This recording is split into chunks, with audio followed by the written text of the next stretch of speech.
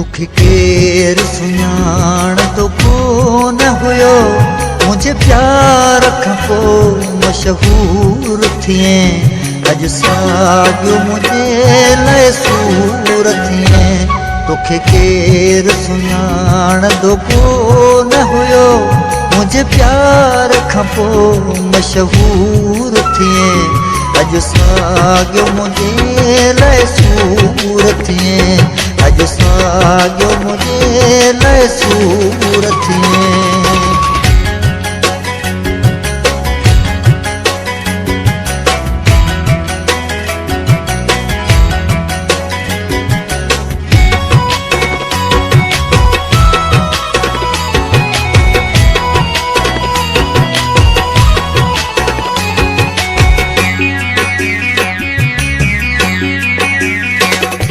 जो दुनिया में केरु कोन हुयो, तोखे हिकिड़े मुंहिंजो सहारो हुयो। गुलशन सोनरो। तुंहिंजो दुनिया में केरु कोन हुयो, तोखे हिकिड़े मुंहिंजो सहारो हुयो। मुंहिंजे सदके जी चवण वारा अल छाजे लाइ मगरूर थिए। अॼु साॻियो मुंहिंजे लाइ सूर थिए। तोखे केरु सुञाणंदो कोन हुयो, मुंहिंजे प्यार खां पोइ मशहूर थिए। अॼु साॻियो मुंहिंजे लाइ सूर थिए।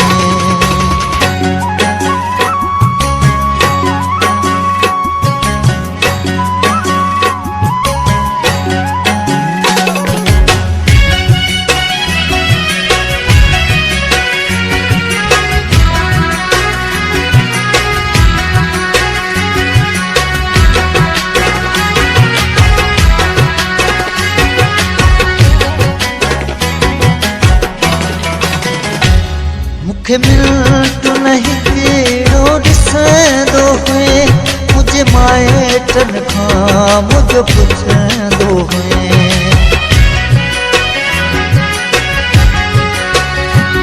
मूंखे मिंट नहीं कहिड़ो ॾिसंदो हुए, मुंहिंजे माइटनि खां मुंहिंजो पुछंदो हुए।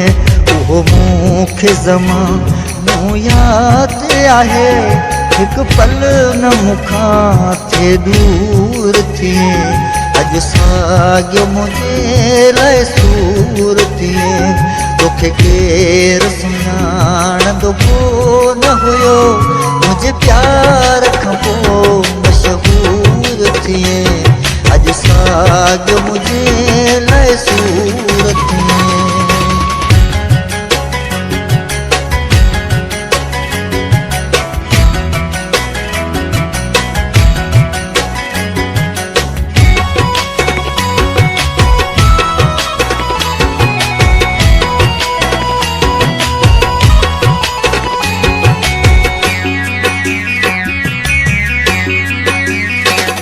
इहा कल्ह जी ॻाल्हि आहे सरवर, तूं रोएंदो दोह में दर दर।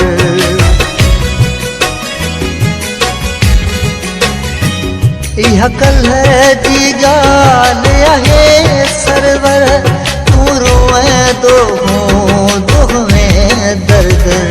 दुख ख़ासि खेली इहो वारे थो, तूं ओचितो छो अखि पूर थिए।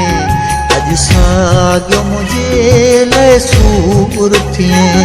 तोखे केरु सुञाणंदो कोन हुयो, मुंहिंजे प्यार खां पोइ मशहूर थिए। अॼु साॻियो मुंहिंजे लाइ